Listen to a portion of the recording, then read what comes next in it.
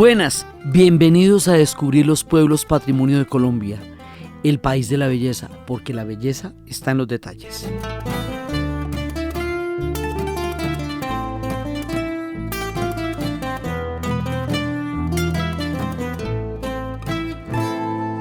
Hoy terminamos nuestra serie de los 18 pueblos patrimonios culturales en este momento en Colombia. Es un honor haber hecho esta serie y haber recorrido estos lugares tan hermosos y haber sido conscientes de tanta belleza, tanta cultura, tanta herencia maravillosa que tenemos los colombianos. Vamos a terminar con Santander, norte de Santander y Santander. Nos vamos a meter con San Juan Girón, con El Socorro y con Playa de Belén. Los acentos son fuertes y decididos, mano, porque estamos en Santander. Pero los de Playa de Belén tienen un acento mucho más suave porque ahí ya empieza la costa, teniendo en cuenta que Santander, los santanderes, son los que unen la cordillera con la costa. Y son una nación, ¿me entiendes? Eso es una cultura súper poderosa en la mitad de la cultura andina y la cultura costeña.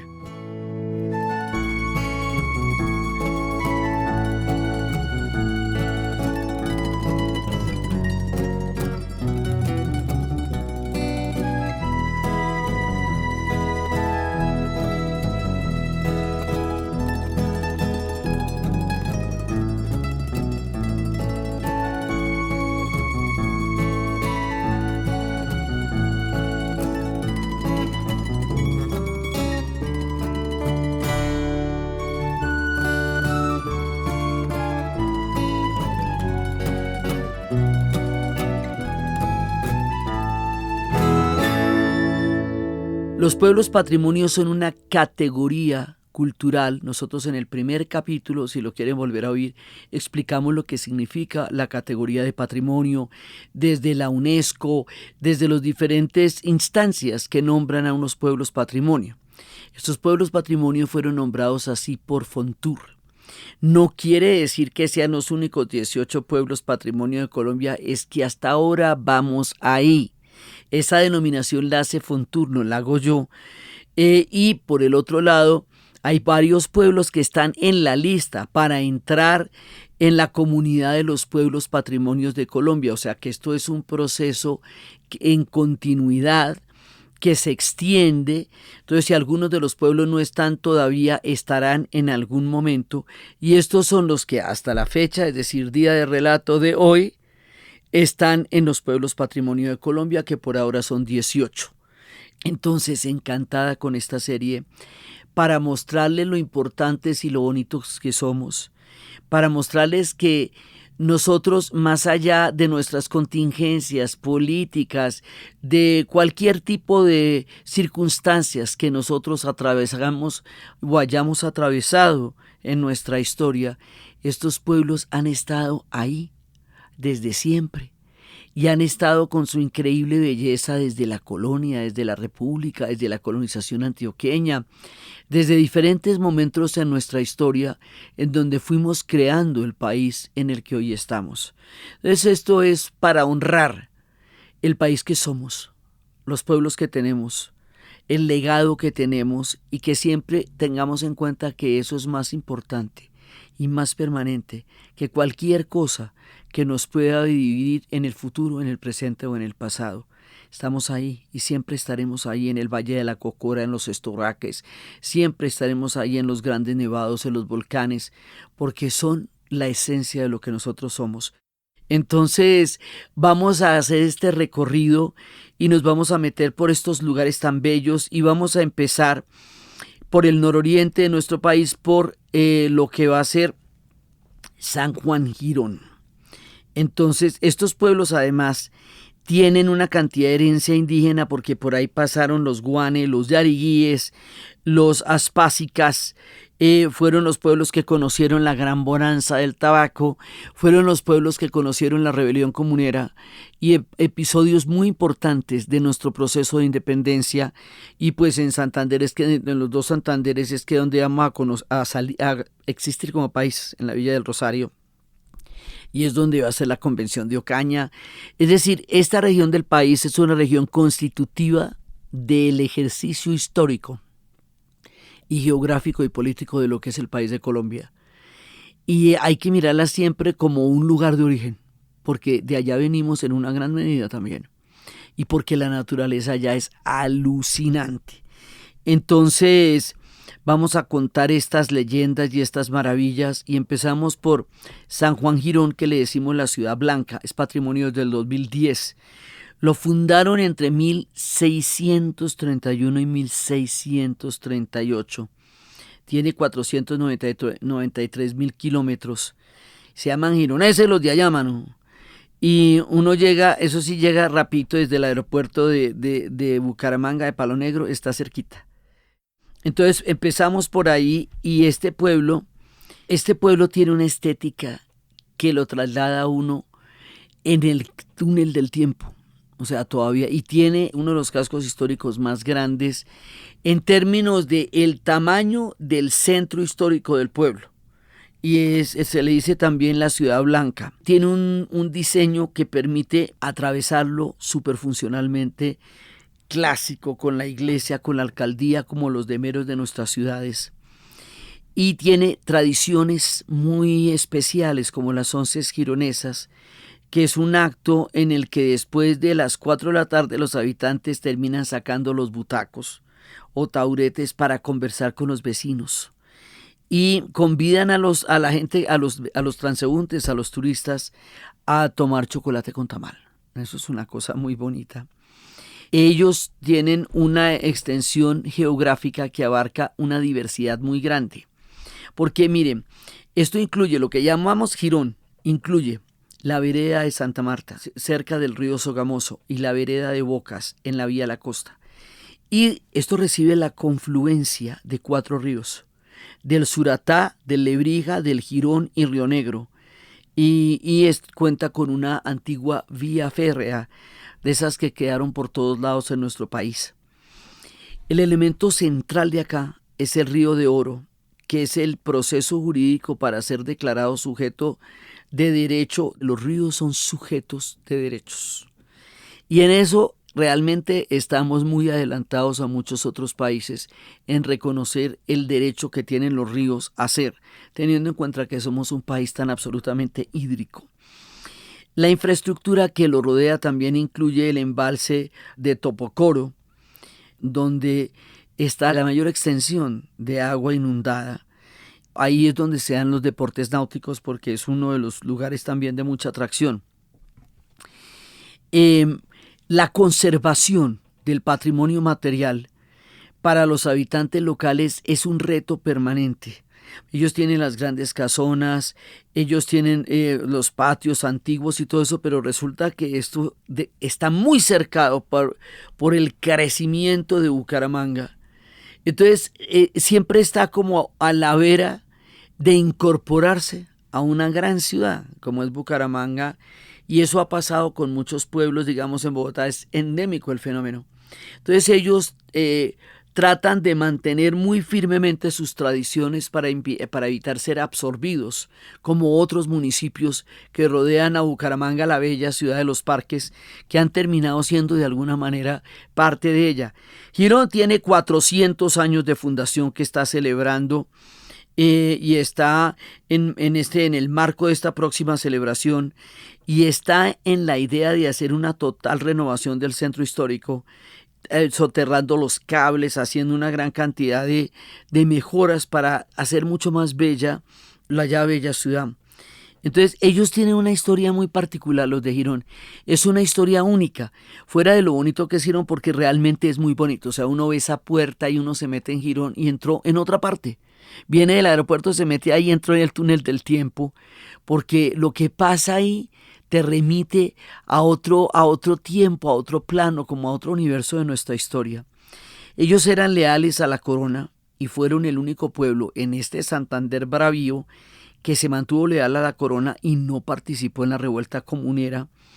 También está el acta del Cabildo Abierto, porque ellos no tuvieron grito de independencia, porque eran leales a la corona. Entonces lo que tuvieron fue un acta de Cabildo Abierto que se firmó el 30 de julio y no el 20, para defenderse de las tropas revolucionarias. Es decir, ellos quedaron aislados de una marea revolucionaria enorme que va a ser la revolución de los comuneros y la revolución de la independencia. Tienen personajes increíbles, o sea, Girón tiene lo suyo. Tiene un personaje que es muy importante para ellos, que es Juan Eloy Valenzuela y Mantilla, que vivió entre 1756 y 1834, súper matemático, botánico, sacerdote, fue el segundo al mando, ni más ni menos que de la expedición botánica. Que eso son palabras mayores, porque esa expedición nos dio suficiente concepto de propia valía para emprender una independencia. Nos hizo ser conscientes de nuestras riquezas y de nuestra belleza solo con describirla, pintarla y darla a conocer. Tuvimos la fuerza para confiar en nosotros para un proceso de independencia. La expedición botánica es de la mayor importancia en nuestro testimonio de nosotros como país y como pueblo.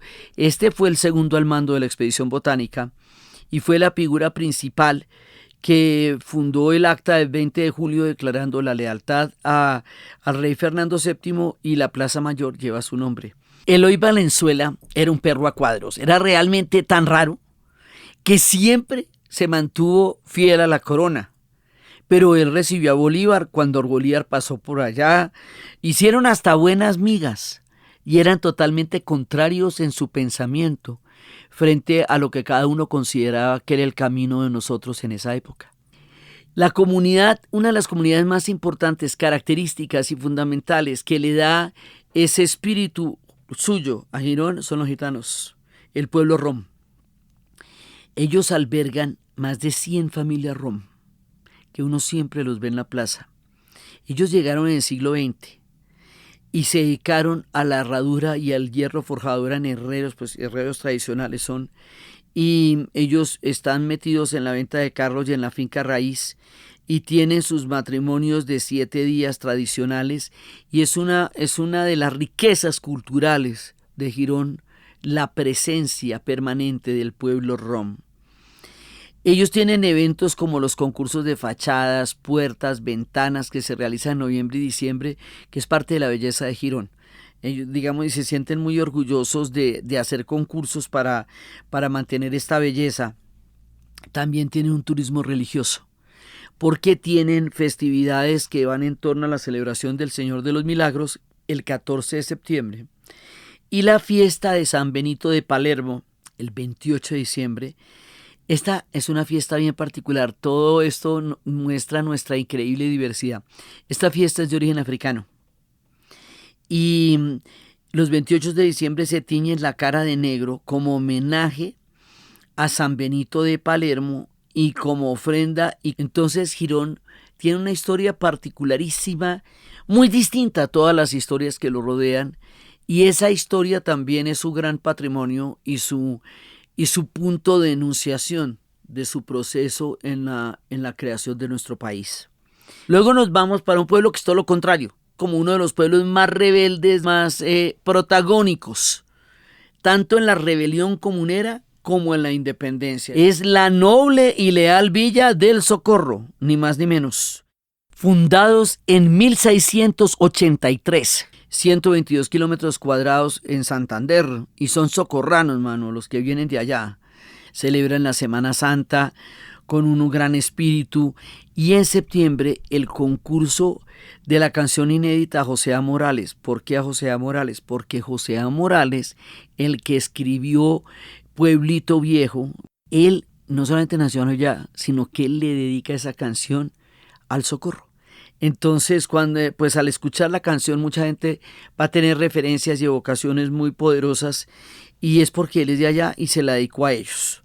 Entonces hay conjunto de bandas marciales en octubre, hay ferias y fiestas ganaderas, y bueno, esto tiene una cantidad de historia. En 1683 lo fundó don José de Archila y don José Díaz Sarmiento, y el 25 de octubre de 1771 se le dio el título de Villa Muy Noble y Leal, que se le otorgó Carlos III.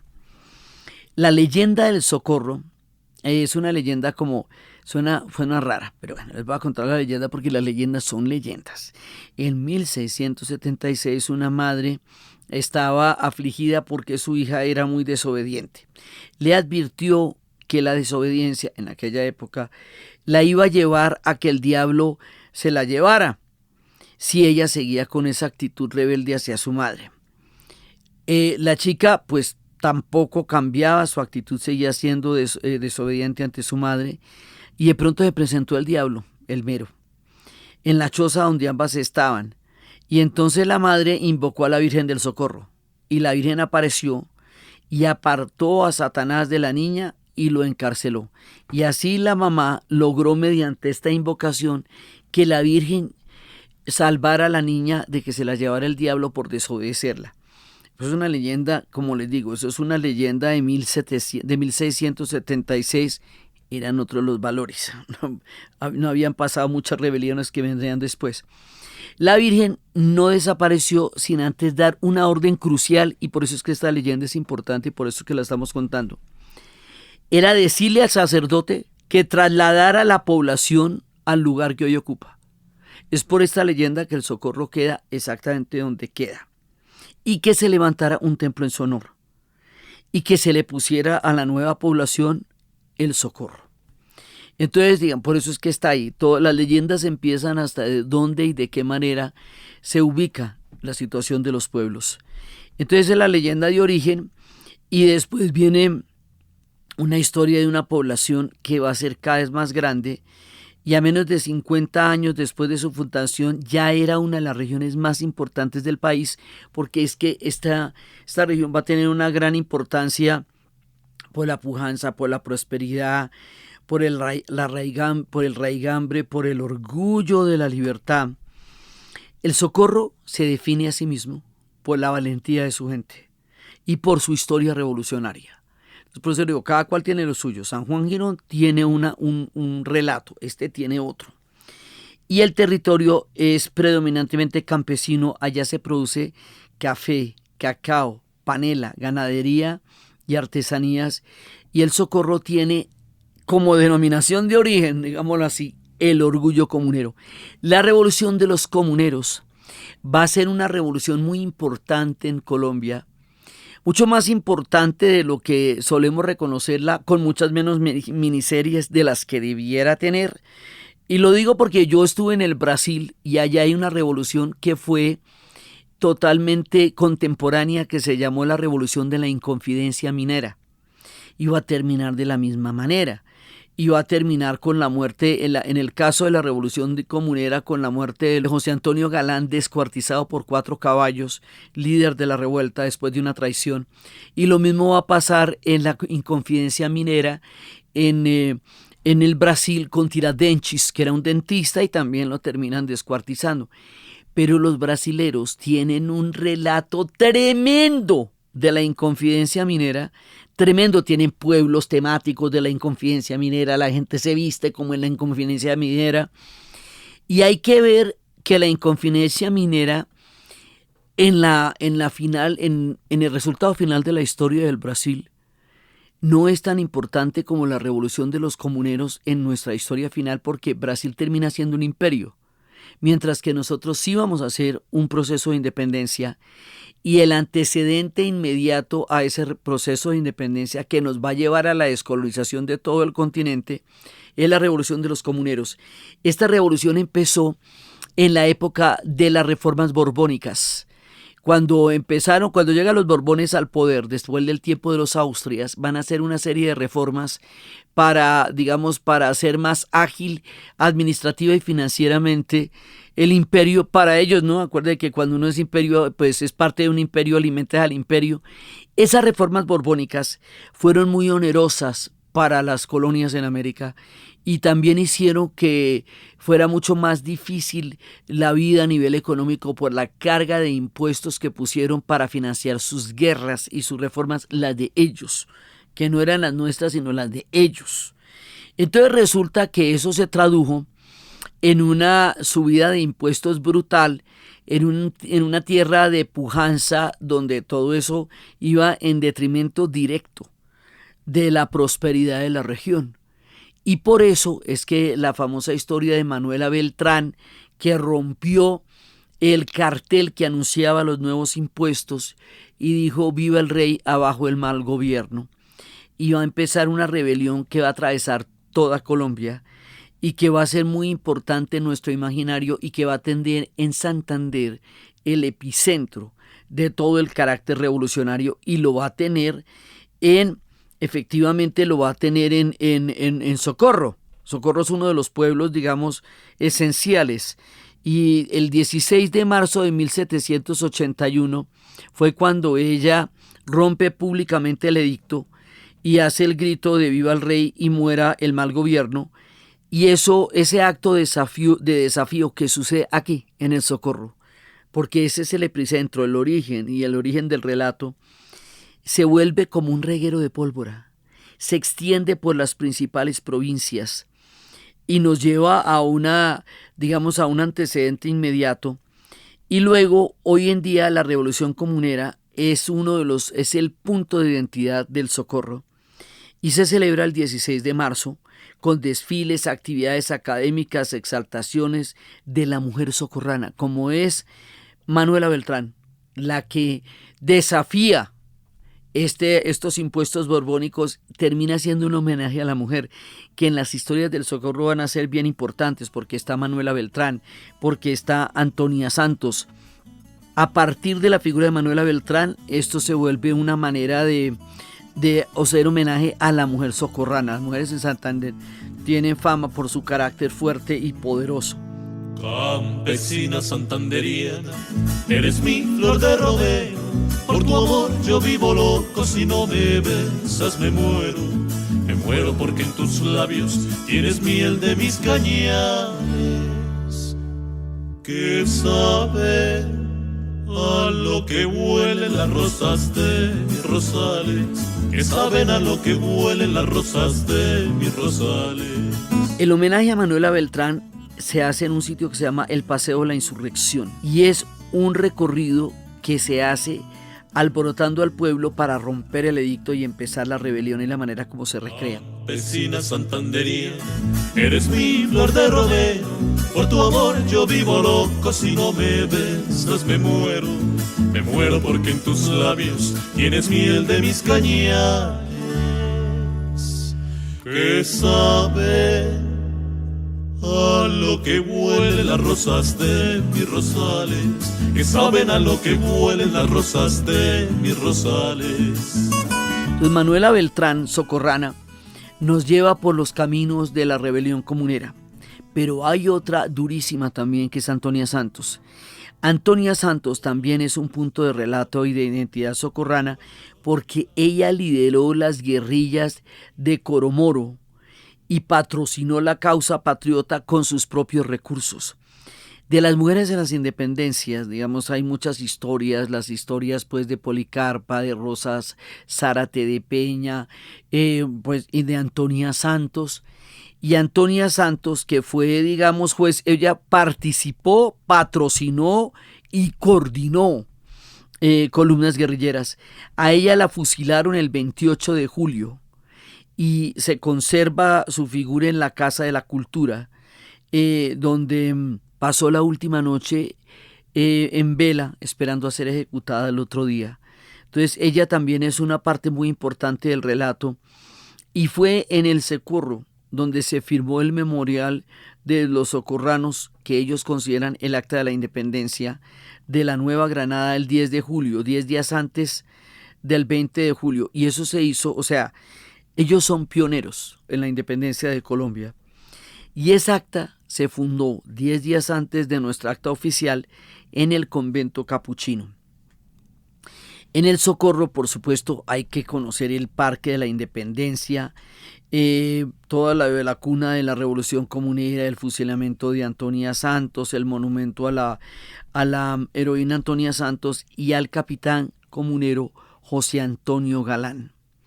Esto, digamos, como a nivel de relato histórico, es lo que le da toda la fuerza de identidad a este pueblo. En el convento de los capuchinos es donde se dio la primera orden de América, y esta es una tremenda edificación colonial con los característicos patios enrejados y las escenas, y fue escenario de la Declaración de Independencia de 1810. Como les digo, muchas partes de nuestro nacimiento como país tienen su origen en Santander, en los dos Santanderes, y esto es parte de lo que va a pasar. La Casa de la Cultura Horacio Rodríguez Plata fue fundada por el historiador de este nombre y es donde está el Museo Histórico, Arqueológico y Ancestral, y es donde está el lugar del homenaje a José A. Morales. La Basílica Menor de Nuestra Señora del Socorro es un templo impresionante, tremendo, y es un monumento histórico nacional. Y una cosa muy importante, en los billetes de 10.000 pesos en Colombia hay una mujer que se llama Virginia Gutiérrez de Pineda. Esta mujer fue etnóloga, antropóloga, pionera en el país de todo esto. Acuérdense que la historia de las mujeres en el conocimiento y en la academia es tardía y difícil. Y estaba metida en toda clase de obstáculos y era una cosa muy complicada. Entonces, ser pionera, etnóloga y antropóloga en cualquier país, pero en este país no es nada fácil. Y precisamente por eso, por su trabajo, por su reconocimiento y por todo lo que nos dio, la Casa de la Cultura del Socorro le rinde un homenaje y habla de su estudio sobre el comportamiento social, sobre las familias, y como legado, digamos, legendario, ella está en los billetes de 10.000 pesos. Y también está la Pola, están las dos. Entonces, eso es importante. Y también está Óscar Rodríguez Naranjo, que es el escultor de las estatuas de Antonia Santos y de José Antonio Galán, que están allá en el Socorro. Imperdible Socorro, o sea, totalmente importante. Y también el Socorro tiene un entorno natural, que están las cascadas, el avistamiento de aves, la vereda de morros. También están, como nosotros tenemos esa diversidad tan impresionante, ahí están las aves migratorias. Entonces el Socorro pues es uno de los destinos completamente maravillosos. Uno pasa por ahí cuando va a Barichara también. Digamos que pasamos por el Socorro, hay que detenerse en el Socorro, disfrutar el Socorro, es un destino en sí mismo y tiene una cantidad de historias. Si uno va para Bucaramanga, entonces pase por Girón. Uno va para Barichara, quédese en el Socorro, porque el Socorro es un destino absolutamente impresionante. Vamos a terminar esta historia y la serie misma en un pueblo que no es tan conocido, que no tiene, digamos, toda esa cantidad de referencias históricas tan poderosas como el Socorro y como San Juan Girón. Se llama Playa de Belén. Dice que Playa de Belén es un pesebre viviente, que es precioso. La fundaron en 1862. Este no es un pueblo de la colonia. Actualmente tiene 8.786 habitantes, 150 kilómetros cuadrados, norte de Santander, y se llaman playeros. Y es que la playa es la manera como se ve el río y una naturaleza impresionante que son los estoraques. Queda en la mitad de los Santanderes y es, como les digo, esa parte donde de ahí para adelante ya empieza la costa. Entonces esto ya es como un límite cultural entre los Santanderes y la costa. Por eso el acento de ellos es muy distinto. Es un acento más dulce y es un acento que ya tiene mucha influencia de los acentos costeños. Mientras que nosotros es fuerte, mano. Aquí ya es más dulcecito porque ya se va asomando la costa y el vallenato se escucha. Entonces ellos tienen la celebración de la Semana Santa, la fiesta de San Antonio de Padua, la de la Virgen del Carmen, la de la Virgen de las Mercedes, la de Santa Catalina de Alejandría y un festival muy importante, el Festival del Retorno y el cumpleaños de Playa de Belén, que es cuando todo el mundo que vive afuera vuelve para encontrarse con la gente. En 1857, en el paraje de Llano Alto, se inicia una población que es la de Playa de Belén, y es también uno de los primeros pueblos en construir una capilla dedicada a San José. Resulta que esto es una paradoja, pero también es una resiliencia, pero también es una cosa muy bonita y muy especial de resaltar. Alrededor de Playa Belén, también por su misma condición geográfica, por su situación estratégica, por unir regiones, se convierte también en una ruta de fácil acceso para diferentes turbulencias políticas, violencias que hemos tenido en el país. Oiga, y ellos se mantienen más allá de todas las turbulencias que los rodeen, ellos se mantienen, ellos son un pueblo de paz. Y ese ser un pueblo de paz los hace resilientes, los hace valientes, los hace orgullosos de que ellos están en la mitad de muchos lugares que en otras épocas fueron muy difíciles y ellos han seguido manteniendo su felicidad, su orgullo, su alegría. Ellos pertenecieron algunos meses a las provincias de Ocaña y otras a la de Mompox y al estado de Santander según diferentes épocas históricas. En 1862, Fray Millán bendijo la capilla de San José y don Justiniano la reseñó en Noticias Históricas de la ciudad y provincia de Ocaña. Se dice que ese acto es el que se le atribuye la fundación solemne de Playa de Belén.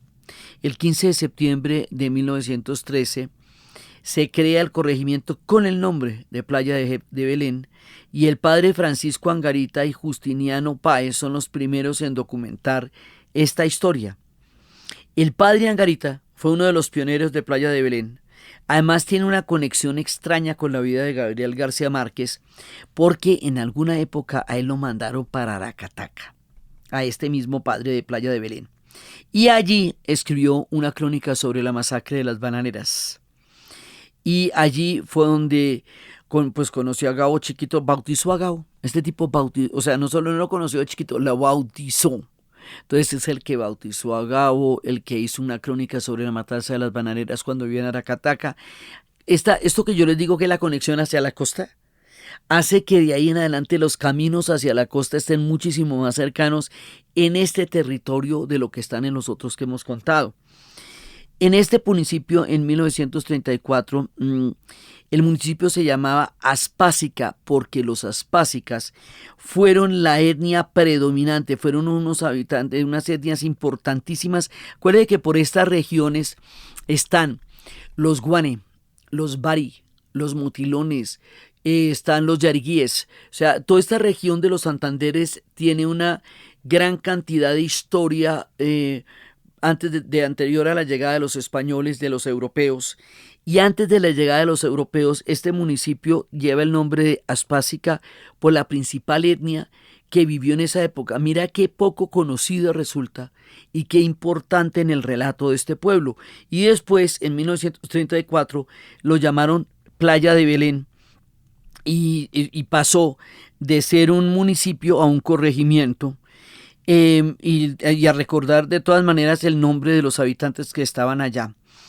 En el 4 de diciembre de 1962 los habitantes de Playa de Belén celebraron el centenario de la fundación y en esta visita uno de los grandísimos, primero les leo el poema y luego les cuento qué son los estoraques.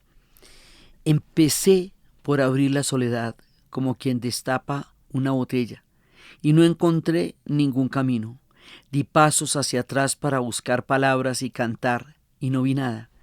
Volví a la ciudad y solo el viento, el que viene y el que va, como perdido, como buscando a Dios, como arañando los altos, los duros, los broncos estoraques. Aquí las ruinas no están quietas, el viento las moldea. Por ejemplo, lo que antes eran escombros de palacio, lo convirtió en una estatua la erosión. Y lo que fue la sombra de la torre, ahora es la sombra del chalán. Aquí las columnas hacinadas recuerdan, no se sabe si los bosques de olivos, que uncidos a los nudos arden como lámparas, o dedos de innumerables manos enterradas cuyas palmas el destino no escribió. Se puede pensar que son raíces, por entre las que pasa un dios, o bases las copas que se hunden, por respirar en la tierra un cielo de constelación de polvo. En la hora del crepúsculo, en la cumbre, se abren estoraques aún no concluidos. La mano ágil del viento los moldea todavía. ¿Qué son los estoraques? Esto les cuento para la gente que no ha ido por esta región está de todas maneras vinculada con el bosque seco tropical del que estuvimos hablando cuando estuvimos hablando de Barichara. Y resulta que los estoraques son unas formaciones muy particulares. Son una parte de la montaña que se está erosionando. Es decir, nosotros estamos sobre la cordillera de los Andes, ¿cierto? La cordillera de los Andes es colosal, increíble, mamacita tremenda, una de las formaciones más impresionantes del planeta Tierra, y es muy poderoso haber nacido en la cordillera de los Andes. Bueno, hay una parte de la cordillera que ya no tiene el clima de la humedad que mantiene a la montaña. Hay una parte de la cordillera donde el clima es muchísimo más seco y más vinculado al bosque seco tropical.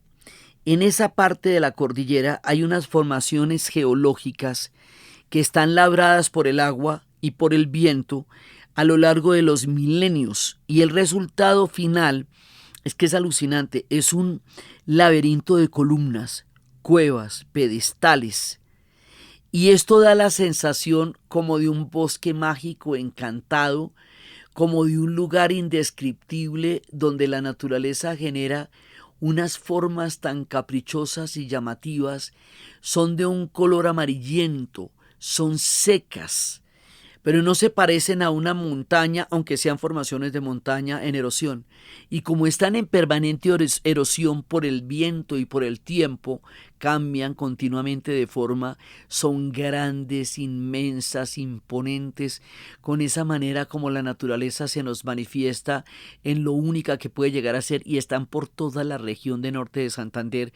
Uno las ve en Cúcuta cuando está aterrizando en el aeropuerto, y están rodeando la playa de Belén, y es una de sus más bellas características, junto con el pueblo mismo, junto con sus calles blancas, junto con su sencilla formación de damero, como en las historias de las ciudades coloniales, de las formaciones de Indias. Un pueblo muy bien estructurado, muy bien hecho, que está rodeado de los estoraques, que tiene una naturaleza prodigiosa que lo rodea y que tiene todo el valor de la resiliencia, que es una de las características más impresionantes de nosotros los colombianos como pueblo, y es mantener la resiliencia, la alegría, el espíritu de la vida por entre todas las situaciones que tantas veces hemos tenido que atravesar. A ellos les ha tocado duro, y sin embargo ha prevalecido su orgullo, su valentía, su pacifismo, su paz con la naturaleza, su amor con su entorno, su amor con los estoraques. Ellos quieren ser visitados ahora para que la gente pueda compartir la belleza tan grande que este pueblo tiene, y para que vean los estoraques. Los estoraques los explicamos para Colombia, pero también los explicamos para América Latina, porque es que esta es una formación bien particular y como única de estas regiones, y bien vale la pena mirar estos gigantes que el viento talla y que nos miran como inertes, pero que dan una sensación de desierto, como haga de cuenta como las rocallosas en las películas de los vaqueros, pero son una cosa única. Dan esa sensación, ¿sabes?, de arena, pero no son bloques de montaña como son las rocallosas en las películas de vaqueros, sino que son columnas. Y son columnas individuales, pero están unidas como las manos. Por eso es que el poema nos dice que no sabemos si son los dedos de unas manos que el destino no talló. Dan, o sea, toda clase de poesías, imaginaciones y miradas son posibles en estas tierras donde están los estoraques. Y esto se declaró un parque nacional, y allá pues la gente va a ver y a recrearse con la formación de las rocas, y allá hay visitas turísticas como el estoraque del Rey, el estoraque de la Ardilla y el estoraque del Barco, y en la zona se le conoce como el Playón. Y el playón es una reunión de quebradas que adornan todo el paisaje montañoso de la región, y es una realidad geográfica que alimenta los estoraques, y al mismo tiempo donde está la sequía que los hace posibles, también está ese playón que es donde confluyen los ríos, y que es tan hermoso y que es un punto, digamos, en el camino muy importante. Todo tiene una memoria, todo tiene un paralelo. El destino es verdadero y nada dura para siempre, amor.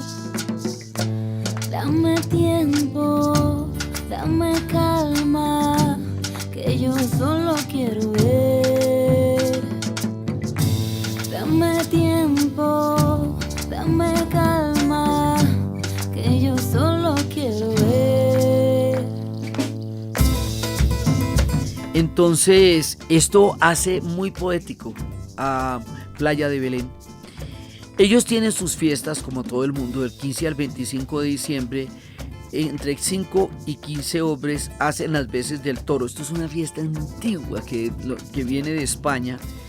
Y llevan pues en la espalda, llevan una tabla. Y la tabla tiene fuegos artificiales. La tabla está prendida de pólvora. Y en una de esas noches, del 15 al 24, las mujeres también pueden correr de noche por el pueblo disfrazadas de vaquitas locas. Y arrancan por toda la banda del pueblo. El pueblo es chiquito, entonces la lora que dan con esto es grande. Y entonces empiezan a darle la vuelta al Parque Ángel Cortés y a la plaza del pueblo y a tocar la música folclórica, y los toros corren y hay fandangos y hay porros y hay corralejas. Esto tiene que hacerse con cuidado porque pues es pólvora viva la que tienen ahí. Y el pueblo tiene 3 calles, la de Belén, la del medio y la de atrás, o la de los perros. Y por ahí es que van las vacas locas o los toritos locos, y cada uno va por todas las calles haciendo los preparativos para las días de novena. Un ligero atardecer que revolece mi piel, con el viento caminar y perderme hasta volver, con la luna y sin afán, todo llega donde es, y entre lágrimas nadar para luego florecer. Las fiestas más importantes son las del retorno, porque vienen gente de todas partes para reencontrarse con sus familias, para celebrar el fin de año, las migraciones de personas hacia otros departamentos, ciudades o países. Regresan con la gana de volver a este lugar al que pertenecen. Y en el Viernes Santo, durante la Semana Santa, se hace una procesión que es el despertar de las ánimas. Y esto nos entronca con las tradiciones mexicanas del Día de los Muertos, porque ellos dicen que durante la procesión del Viernes Santo de las ánimas en el cementerio, los muertos los acompañan. Que ellos hacen esa procesión con los muertos, con las ánimas. Hago la analogía con el Día de los Muertos en México, porque el Día de los Muertos en México, que se celebra el 2 de noviembre, es el momento en que los muertos esperan el reencuentro con los vivos a través de las ofrendas que se les hacen de comida, de licor, de bailes y de esplendores. Aquí es un desfile por todo el cementerio que se hace el Viernes Santo, pero las ánimas de los muertos los acompañan en el desfile, y esa es como la importancia que tiene.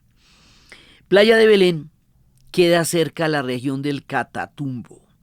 Y la región del Catatumbo, siendo una de las más bellas, de las más impresionantes, teniendo uno de los fenómenos más poderosos de todos, que es el del rayo del Catatumbo, el relámpago del Catatumbo, que es una cosa descomunal y que espero podamos ver todos. Es un pueblo, está cerca de muchas zonas que han sido zonas de conflicto.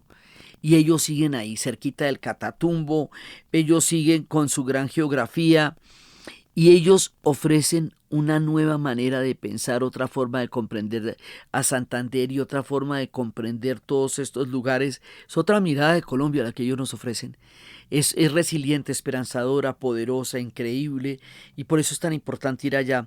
Ahí hay mercados campesinos y artesanales, hay mercados relacionados con el turismo, y esa atmósfera de paz que se respira ahí es la que a lo largo de todo el año es la que nos da tanto esperanza como un punto de encuentro con todas las posibilidades de país que ellos nos ofrecen a través de su propia práctica, a través de su estabilidad.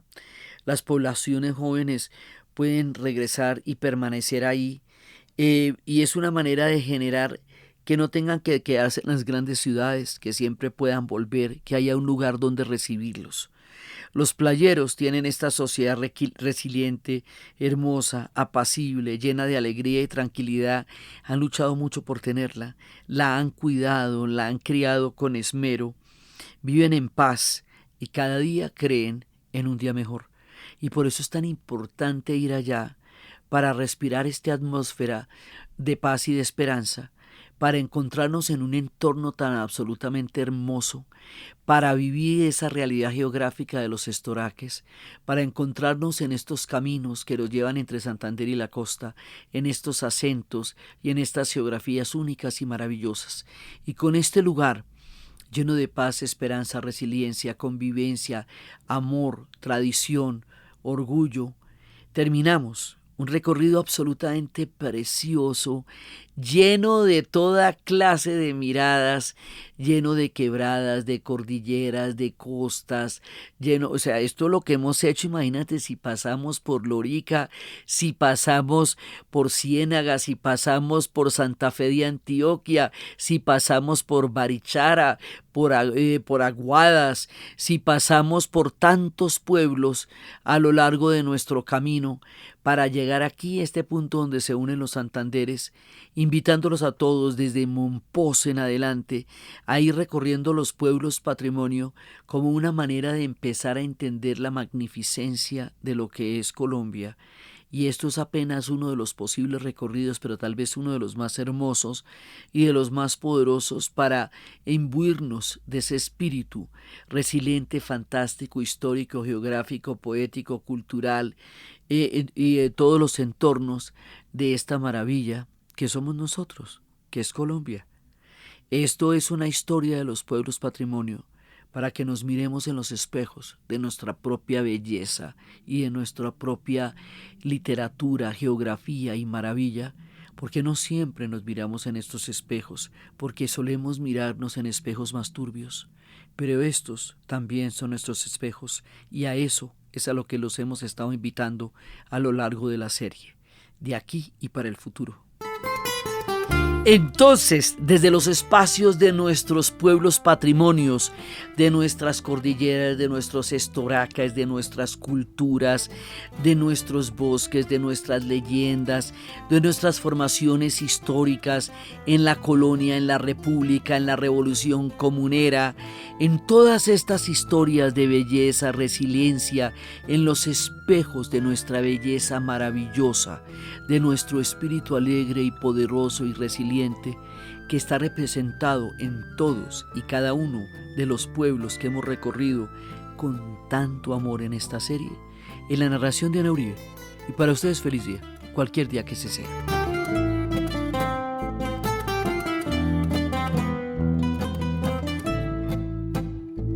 Agradecimientos a Joana Castellanos en Girón, Héctor Javier Niño en Socorro, Lady Claro en Playa de Belén.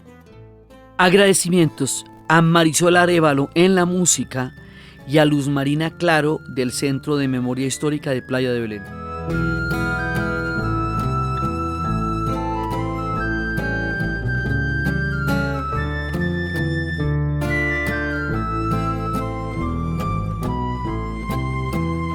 Queremos invitarlos a que viajen por Colombia, el país de la belleza, descubran los pueblos patrimonios, porque la belleza está en los detalles.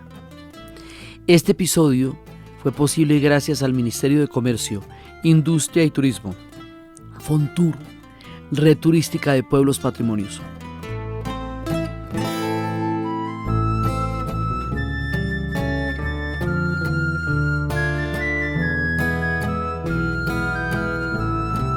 Este podcast fue grabado en Los Gatos Estudios y fue posible gracias al equipo de dianauribe.fm, que está integrado por Diana Uribe, Diana Suárez, Milena Beltrán y la edición y musicalización de Eduardo Corredor Fonseca.